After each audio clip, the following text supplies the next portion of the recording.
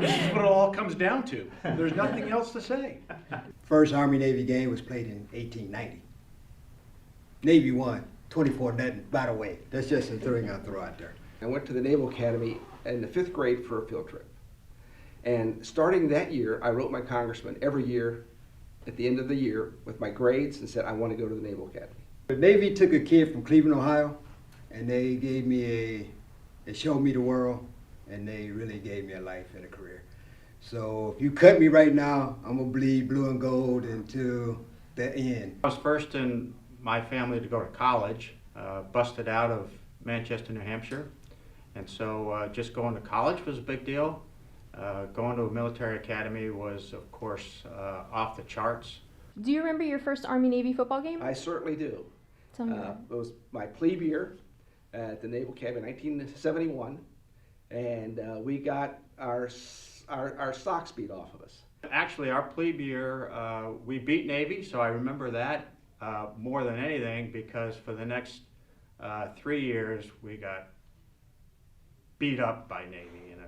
So I think my first one that I remember was, and I can't remember, it was 1986 or 87, but we're in Japan, and we had to get up at the crack of dawn, flying P-3s out of Osawa, Japan, and had to get up at the crack of dawn to watch the game. So it was well worth it because Navy won that game. Is that probably the craziest thing you've ever had to do to make sure you watch the game? That's probably the craziest thing I'm gonna put on camera. My wife and I, we go to every Army-Navy football game. We have a motorhome that we drive up and go to every Army home game at West Point. We've been there when the team was 0-13. We've been there when there's been snow in our seats and you had to shovel the snow out of your seats to sit down and watch the game.